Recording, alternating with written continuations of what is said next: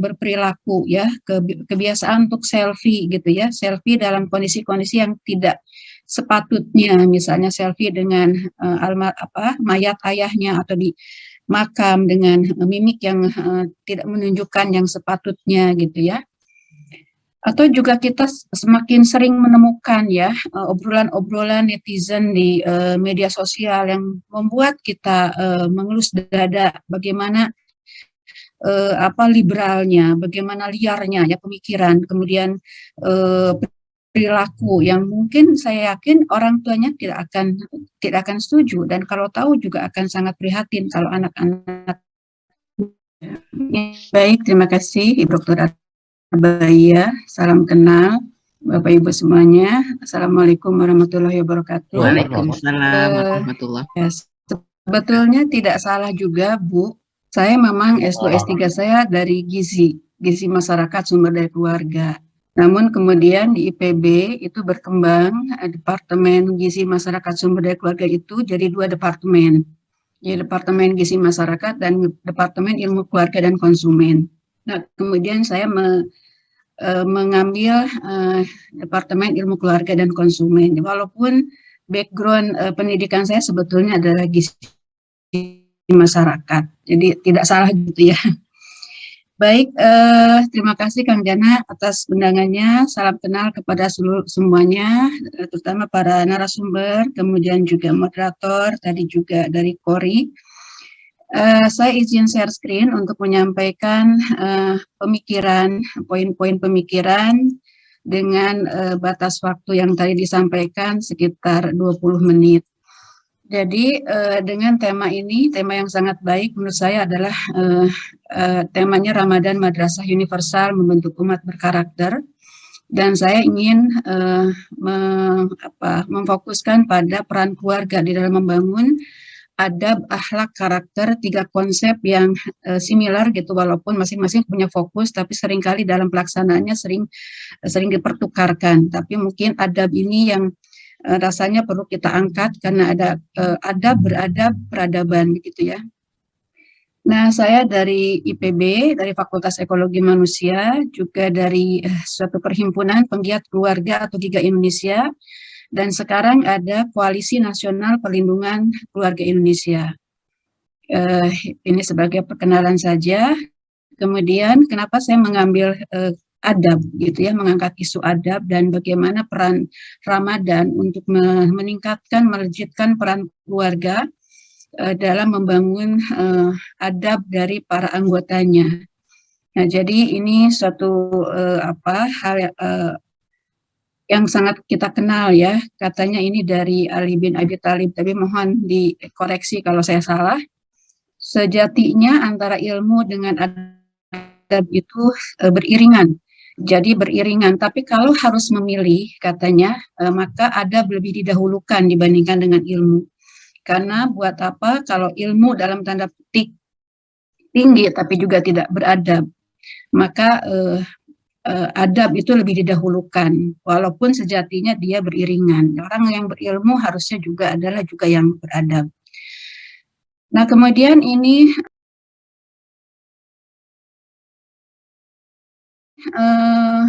yang kita kenal secara luas, pendapat dari Thomas Lippona tentang 10 ciri-ciri atau tanda-tanda kehancuran sebuah bangsa.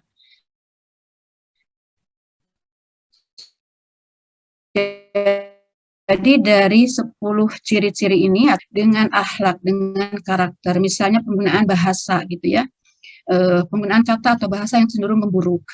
Kemudian juga orang tua lebih teman jauh lebih pengaruhnya lebih kuat dibandingkan dengan orang tua dan guru, dan berbagai hal ya. Jadi kalau dilihat dari sini, misalnya rendahnya rasa hormat pada orang lain, orang tua dan guru, ini juga ada berkaitan dengan adab, akhlak dan karakter.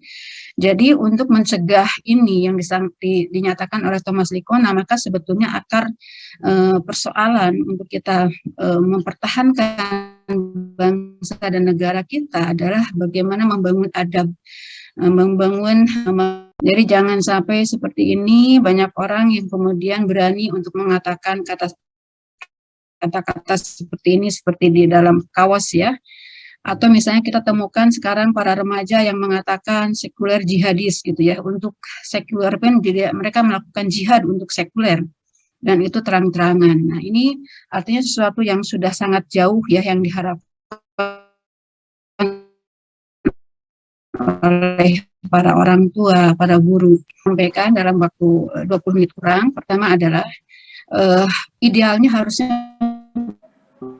bagaimana yang kita harapkan insan-insan yang beradab itu, tapi realitanya bagaimana, dan itu antara yang diidealkan, yang diharapkan dengan realita. Kemudian kita akan masuk faktor penentu adab, akhlak, karakter umat ini seperti apa sih sebetulnya root causes-nya gitu. Dan ketiga adalah bagaimana kita harus mendorong para keluarga untuk mengoptimalkan bulan suci Ramadan, bulan penuh ampunan, bulan yang penuh introspeksi bagi kita, agar menjadi booster bagi keluarga ini untuk membangun insan mulia, dimulai dari anggota keluarganya. Jadi 3 hal ini yang ingin saya sampaikan dalam waktu terbatas. Nah, yang pertama antara idealita dan realita. Jadi terkait dengan keluarga sebagai unit sosial terkecil, sebagai institusi pertama utama pembangun manusia berkualitas, maka sejatinya keluarga ini hanya melahirkan insan yang berakhlak, yang beradab, yang berkualitas. Sejatinya demikian, idealnya demikian. Karena dia ada keluarga diposisikan sebagai fondasi peradaban bangsa, sebagai benteng peradaban bangsa. Dia pembentuk lingkungan yang lebih luas. Kalau keluarga sebagai sistem mikro gitu ya, dalam ekosistem dalam ekosistem dia adalah sebagai sistem mikro, maka dia menjadi dasar atau fondasi pembentuk sistem yang lebih luas, sistem meso, hekso, dan makro. Namun juga keluarga juga ternyata juga pengaruhi oleh lingkungan yang lebih luas itu, dan ternyata justru lebih kuat sekarang ini. Nah, tapi kalau keluarganya berketahanan, punya ketangguhan, maka posisi keluarga sebagai fondasi ini akan kuat. Dalam hal pembangun manusia berkualitas sebagai pembangun masyarakat madani, maka adalah keluarga-keluarga yang tangguh, keluarga yang berketahanan, yang hanya melahirkan insan yang beradab, yang berakhlak, yang berkualitas, karena keluarga menjalankan peran, memenuhi peran-perannya, baik peran instrumental maupun peran ekspresif gitu ya. Kemudian berbagai juga fungsi-fungsi dan tugas dari yang diemban oleh keluarga, baik tugas dasar, tugas perkembangan, tugas krisis. Nah, ini yang diharapkan idealnya demikian. Namun faktanya keluarga juga yang menghasilkan manusia-manusia yang beradab, bahkan yang mungkin sampai tergolong sebagai perusak masyarakat madani dan peradaban. Jadi gap inilah yang semakin hari kita temukan gitu ya, yang membuat kita harus mendorong bagaimana upaya peningkatan keluarga berketahanan agar bisa menjalankan peran, fungsi, dan tugasnya. Nah, beberapa slide ini contoh-contoh kecil saja, petikan-petikan contoh tentang juga gambaran tentang adab, akhlak, karakter di masyarakat ya, yang tidak ada rasa untuk misalnya memelihara barang-barang yang dibangun dengan uang rakyat gitu ya. Ini adalah stadion yang baru, dalam waktu singkat sudah rusak seperti itu. Tidak ada rasa tanggung jawab untuk memelihara barang-barang publik ya. Atau misalnya kepatutan dalam berperilaku ya, kebiasaan untuk selfie gitu ya, selfie dalam kondisi-kondisi yang tidak sepatutnya, misalnya selfie dengan mayat ayahnya atau di makam dengan mimik yang tidak menunjukkan yang sepatutnya gitu ya. Atau juga kita semakin sering menemukan ya obrolan-obrolan netizen di media sosial yang membuat kita mengelus dada, bagaimana liberalnya, bagaimana liarnya ya pemikiran, kemudian perilaku yang mungkin saya yakin orang tuanya tidak akan setuju, dan kalau tahu juga akan sangat prihatin kalau anak-anaknya kemudian dan sebagainya. Bagaimana dimaknai sebagai kemampuan seseorang memiliki value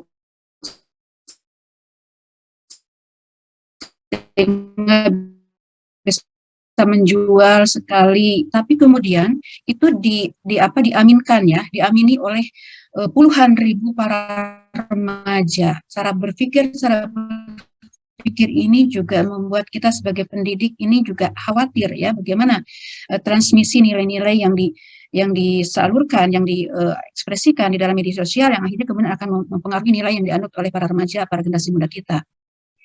Nah, ini juga contoh-contoh saja Bapak Ibu sekilas ya, banyak sekali kalau mau diangkat, dan kerjaan saya adalah memang mengumpulkan bahan-bahan seperti ini.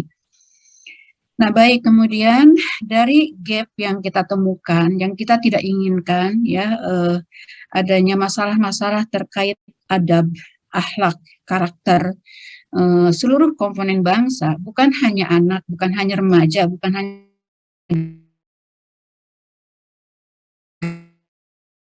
generasi muda, tapi juga para orang tua. Kembali untuk mempertanyakan bagaimana sebetulnya keluarga sebagai unit sosial terkecil, sebagai institusi pertama utama pembangun manusia berkualitas, adab, akhlak, karakter dari anggota keluarganya. Nah, dalam kesempatan yang terbatas ini, saya akan masuk kepada faktor penentu ya pembangun insan beradab, berakhlak, berkarakter di keluarga.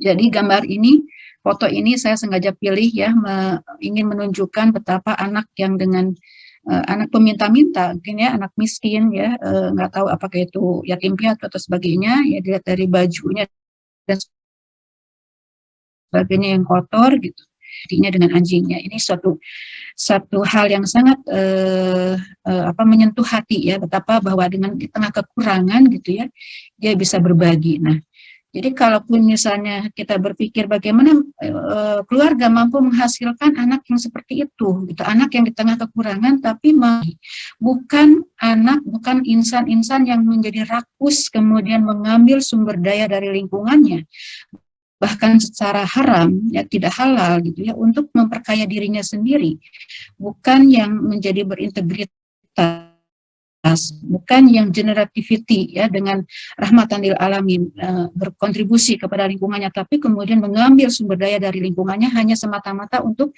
memperkaya dirinya sendiri. Ini menjadi menjadi pemikiran kita semua. Nah, kalau kita membahas tentang faktor penyebab bahwa ada satu indikasi hasil dari akumulasi ya, jangka panjang, outcome dari rangkaian proses faktor yang membentuknya, maka ada beberapa faktor pembahasan tentang faktor penyebab adab berkaitan dengan multifaktor, multidimensi ya. Kalau ada masalah adab, artinya adalah ada kegagalan internalisasi adab sejak dini, karena dia adalah hasil akumulasi dari internalisasi itu sejak dini. Jadi internalisasi itu adalah suatu proses yang paling tinggi di dalam edukasi, yaitu bagaimana kelembagaan ya menjadi habit, kebiasaan, dan melembaga gitu ya. Adab itu sejak dini, jadi bukan hanya knowing the good gitu ya, tapi bahkan bukan hanya desiring the good, tapi sudah melembaga gitu ya. Nah, ini ada kegagalan di dalam proses ini. Artinya proses sejak dini di keluarga, karena keluarga adalah lembaga pertama utama untuk membangun manusia berkualitas. Jadi dibandingkan dengan agen-agen lainnya dalam pembangunan atau pendidikan manusia, insan gitu ya, maka keluargalah yang pertama sejak anak itu dilahirkan. Nah, kajian-kajian secara ringkas menunjukkan bahwa berbagai faktor, berbagai multidimensi itu sebetulnya diawali oleh faktor laten tentang kekuatan nilai dari adab itu sendiri. Bagaimana orang tua, orang dewasa menilai tentang pentingnya adab, gitu ya, tentang insan beradab, tentang peradaban, pentingnya untuk kita sama-sama membangun peradaban kita, membangun insan beradab untuk kemudian dari ini keluar dari rumah, membangun lingkungan masyarakat madani dan seterusnya. Dan kemudian selain kekuatan nilai, juga adalah penguasaan pengetahuan dan keterampilan membangun insan beradab itu sendiri. Ini berkaitan dengan metode, kemudian berkaitan dengan pendekatan-pendekatan yang memadai tentang pembangunan insan yang beradab.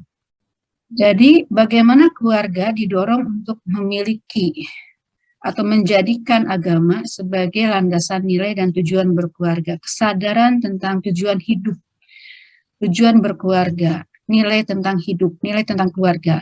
Dan ini akan mengawal tentang spirit pendidikan adab di keluarga, sehingga seringkali kita juga sering temukan yang sangat juga positif ya. Saya sering menemukan juga keluarga-keluarga muda sekarang ini memiliki kesadaran yang baik gitu untuk spirit pendidikan adab kepada anak-anaknya, sehingga rela berkorban misalnya ya rumahnya pindah-pindah, kontrak dan sebagainya hanya untuk mendidik, hanya untuk mengawal agar anaknya bisa dekat dengan sekolah yang terpilih, yang terbaik ya, yang dipertimbangkan yang terbaik untuk bisa mendidik adab anak-anaknya.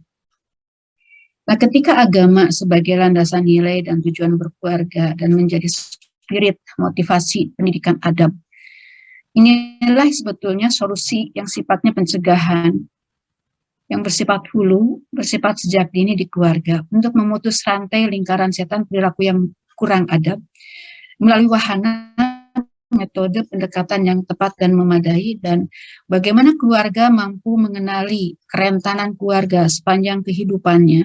Jadi ada kerentanan-kerentanan yang bisa kita prediksi sepanjang kehidupan keluarga, ada kerentanan-kerentanan setiap tahapan perkembangan keluarga. Jadi kalau keluarga dengan punya anak, baik anak biologis, anak ideologis, anak angkat, ya, anak adopsi, maka dia akan memiliki 8 tahap perkembangan. Dan setiap tahapan perkembangan punya tugas perkembangan. Ketika tidak dapat dijalankan, maka akan mendatangkan potensi krisis. Nah, pengenalan tentang kerentanan ini untuk mencegah terjadinya krisis yang dialami oleh keluarga. Jadi kemampuan keluarga untuk mengenali kerentanan sehingga bisa memenuhi peran-perannya di dalam pendidikan adab seluruh anggotanya, bukan hanya kepada anak, tapi juga saling memperhatikan suami kepada istri, istri kepada suami, bagaimana supaya sekufu dan sebagainya gitu ya. Ini terus berlangsung selama kehidupan dalam keluarga itu berlangsung. Nah, dalam hal efektivitas internalisasi adab di keluarga, ini ternyata juga berbagai penelitian, kajian-kajian ya, sangat banyak sekali kajiannya. Ini terkait dengan kelekatan atau bonding orang tua dengan anak, terutama pada 3 tahun pertama, ketika anak sedang mengembangkan suatu perkembangan psikososial yang paling awal, yaitu tentang trust gitu. Jadi seorang anak akan mengembangkan apakah perkembangan psikososial yang awal itu trust atau mistrust. Ketika punya secure attachment, secure bonding antara orang tua dengan anak yang baik, yang secure, maka anak akan mengembangkan suatu perkembangan yang positif dan kemudian potensi untuk memperoleh perkembangan psikososial yang positif di tahap perkembangan berikutnya. Tapi sekali kemudian anak itu tidak memperoleh secure attachment karena misalnya ganti-ganti pembantu, suami istri bekerja full time dari pagi sampai sore, dan kemudian anak tidak merasa aman dan melihat dunia ini tidak ramah kepada dia, dan dia tidak merasa dia sebagai anak yang seseorang individu yang dibutuhkan, dicintai dan sebagainya, maka mistrust inilah yang akan berkembang. Dan itulah menjadi awal kenapa persoalan adab, kenapa orang tua kata-katanya kemudian nantinya tidak didengar oleh anak dan orang tua terkaget-kaget gitu ya. Nah, ini beberapa faktor yang mempengaruhi efektivitas internalisasi. Jadi, kelekatan, penguasaan lingkup pengasuhan dari orang tua, artinya kecuali oleh penguasaan tentang pengetahuan menjadi persoalan. Karena seringkali sepasang suami istri menikah, tapi seringkali tidak belajar tentang bagaimana seharusnya menjadi ayah, menjadi ibu, menjadi suami, menjadi istri, ya. Kemudian selain metode yang memadai, khususnya tentang konsistensi dan persistensi, harus lengkap dan tuntas, dan harus memperhatikan titik kritis pada hal yang detail. Jadi kata kunci di dalam efektivitas internalisasi adalah hal-hal yang detail. Seringkali hanya melihat yang besarnya, tapi kemudian tidak memperhatikan hal-hal yang detail, sebetulnya itulah yang penentu kualitas itu sendiri. Ini contoh tentang ketuntasan di dalam membangun insan beradab di keluarga. Jadi bagaimana bukan hanya mengajarkan knowing the good, kemudian mendorong supaya sikap desiring the good atau acting the good, bahkan juga tidak cukup. Karena acting the good, kalau anak melakukan kebaikan tidak dikonfirmasi dan diinternalisasikan sampai mencapai loving the good, maka dia juga mudah untuk berubah. Nah, ini suatu ketuntasan inilah yang seringkali tidak diperiksa oleh orang tua. Apakah yang sudah sampai kepada satu titik di mana anak bisa dilepas karena dia sudah sampai cinta kepada kebenaran dan memiliki adab yang baik. Nah, jadi gap antara yang diketahui, yang sikap dan perilaku gitu ya, ini juga yang selalu didapatkan di dalam prakteknya ya.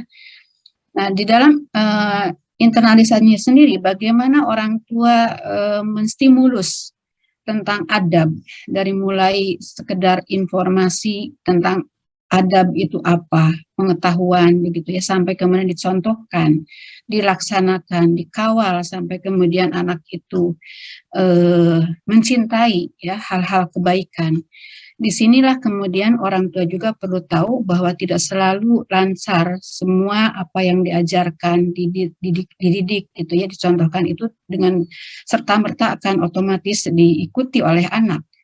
Karena ada tahapan-tahapan yang juga harus dikawal bagaimana efektivitasnya. Nah, pengetahuan ini harus dipahami betul-betul hal-hal detail ini oleh orang tua.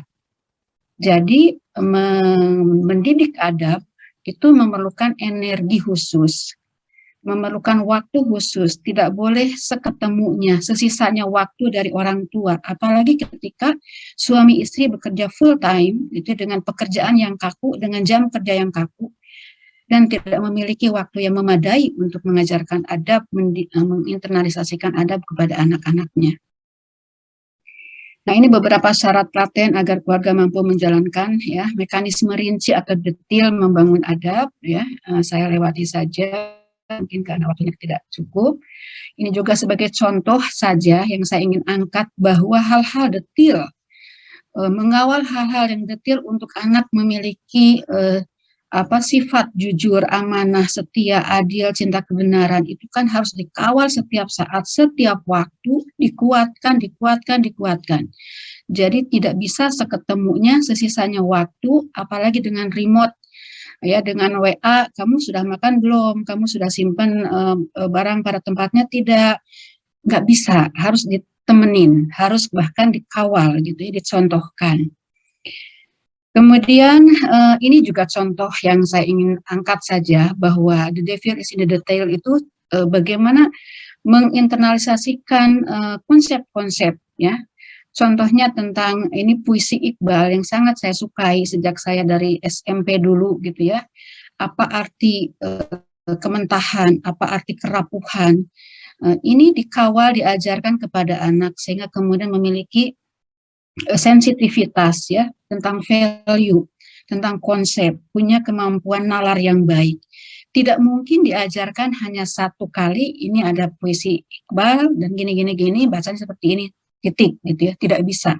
Tapi kemudian diulang-ulang ketika nonton sesuatu, diingatkan kembali ya setiap konsep dan sebagainya. Jadi memerlukan suatu proses yang terus-menerus secara tuntas, secara konsisten dan persisten.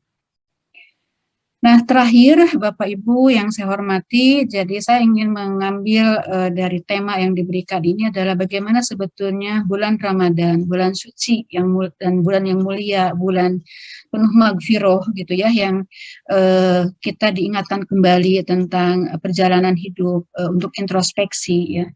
Hendaknya juga dimanfaatkan oleh para keluarga sebagai booster bagi keluarga untuk membangun insan beradab, baik individu-individu di dalam keluarga maupun keluarga untuk keluar berkontribusi di dalam membangun insan beradab bagi keluarga yang lebih luas, bahkan mungkin para tetangga dan sebagainya. Ya, dengan harapan ya bahwa individu-individu di dalam keluarga itu menjadi sebaik-baik manusia karena memberikan manfaat yang seluas-luasnya. Nah, saya ingin mengingatkan suatu konsep tentang berkeluarga adalah ibadah terlama bagi Muslim. Jadi artinya setiap saat dalam perjalanan berkeluarga adalah bernilai ibadah. Dan ini adalah ibadah terpanjang, terlama. Jika seseorang diberikan usia seperti di sekarang ini, usia harapan hidup Indonesia ini, penduduk Indonesia untuk laki-laki dan perempuan berbeda ya. Perempuan lebih lama, sekitar 71-72 tahun gitu ya. Kalau laki-laki 69-70 tahun mungkin sekarang. Dan kalau seseorang itu menikah di usia 25 tahun, maka yang ibadah dalam keluarga itu sepanjang sekitar 67%, 45%. Bagaimana agar setiap saat, setiap detik di dalam perjalanan berkeluarga, itu adalah bernilai ibadah. Jadi pernikahan sebagai pintu gerbangnya dan kesiapan menikah sebagai bekalnya. Nah, di dalam optimalisasi Ramadan sebagai booster bagi keluarga untuk membangun insan yang beradab adalah yang penting saat ini juga adalah bagaimana mempersiapkan generasi berkualitas pembangun peradaban bangsa. Persoalan-persoalan akhlak para remaja, generasi muda ini sekarang akhlak remaja itu ya, generasi muda itu dalam sorotan ya, yang membuat para orang tua harus para pendidik juga harus betul-betul mengoptimalkan peran fungsinya khususnya di bulan Ramadan agar mempersiapkan mereka menjadi generasi penerus bangsa yang kita harapkan gitu. Nah, di kesempatan yang terbatas saya ingin mengangkat satu isu tentang bagaimana menginternalisasikan untuk memakmurkan masjid kepada para anak-anak ya, dari para orang tua, tentunya juga diawali oleh orang tua dulu. Bagaimana kalau orang tuanya tidak memakmurkan masjid, juga akan sangat kesulitan untuk menginternalisasikan memakmurkan masjid. Jadi kalau saya tidak salah, mohon dikoreksi mungkin dari para ahlinya di sini, bahwa ada beberapa golongan yang dicintai Allah, yaitu salah satunya adalah remaja yang memakmurkan masjid. Kalau saya tidak salah begitu ya, pemuda yang memakmurkan masjid. Nah, bagaimana para orang tua menjadikan Ramadan untuk menginternalisasikan kepada para generasi muda untuk memakmurkan masjid, tentunya diawali oleh para orang tuanya itu. Jadi ketika memakmurkan masjid, maka di sana ada satu paket tentang konsep ya, insan-insan yang mau sujud kepada Yang Maha Pencipta, artinya mengakui tentang siapa pencipta dan kita sebagai makhluk. Ini akan mencegah ya, menghindari munculnya generasi muda yang menjadi pembangkang yang nyata kepada Allah yang Maha Kuasa. Dan mohon maaf Bapak Ibu, saya beberapa tahun belakangan ini sangat intens untuk mengkaji tentang youth resiliency dan sebagainya, persoalan-persoalan peran keluarga di dalam membangun generasi muda begitu. Jadi sangat prihatin dengan kelompok generasi penerus bangsa kita yang ternyata dia cerdas ya, dia sangat militan juga, mungkin bisa dikatakan radikal dari sisi yang berbeda gitu ya, menjadi pembangkang yang nyata terhadap aturan-aturan Yang Maha Pencipta. Nah, jadi bagaimana menginternalisasikan memakmurkan masjid ini merupakan satu konsep yang utuh tentang ketaatan dan kepatuhan manusia sebagai makhluk yang diciptakan oleh Yang Maha Pencipta. Kemudian diingatkan terus-menerus tentang tujuan hidup untuk beribadah sebagaimana surat 51 ayat 56, surat Az-Zariyat ayat 56. Kemudian juga di surat Al-Imran ya, untuk posisi kita, semua aktivitas kita, bahwa sholatku, ibadahku, hidupku, dan matiku hanya untuk Allah. Nah, bagaimana orang tua mengajarkan anak, mengajarkan semua anggota keluarganya, termasuk juga orang tuanya, untuk meningkatkan tentang makna ikro, tentang adab dan budaya ilmu di dalam keluarga. Nah, terakhir, bagaimana kita menyediakan menu bagi para keluarga yang kebetulan rentan ya, untuk bisa meraih dan mengoptimalkan kesempatan dari kesucian dan kemuliaan di bulan Ramadan, agar berlomba-lomba dalam kebaikan dan menegakkan kebenaran dalam bangunan yang kokoh dan barisan yang teratur. Dan itu adalah kontribusi dari para ilmuwan, para ahli gitu yang telah diberikan anugerah oleh Yang Maha Kuasa sehingga menjadi doktor, menjadi guru besar, dan kita perlu bersyukur dengan melakukan kontribusi kepada lingkungan sekitar kita, terutama kepada mereka yang rentan ya dan tidak berdaya. Demikian yang bisa saya sampaikan. Mohon maaf atas kekurangan, saya kembalikan ke MC. Assalamualaikum warahmatullahi wabarakatuh. Waalaikumsalam warahmatullahi wabarakatuh. Terima kasih Prof. Dr. Ais. Menarik sekali apa yang Ibu paparkan.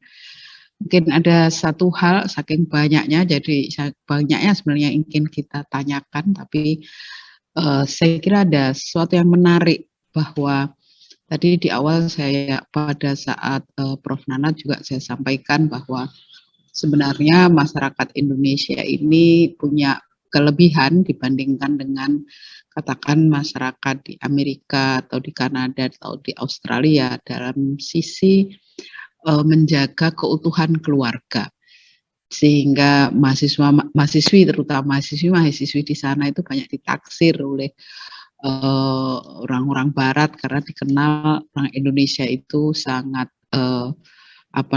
komitmen berkeluarganya tinggi. Namun kemudian ada kecenderungan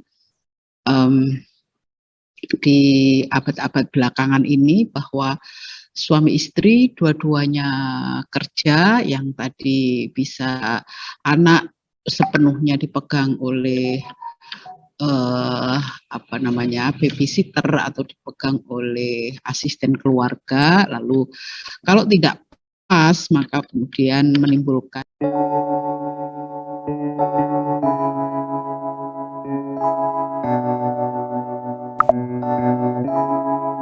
feels like love. Cupid made a shot straight into my heart. Now I'm falling fast and my world's expanding. Feels like love, even though we're kinda nervous together.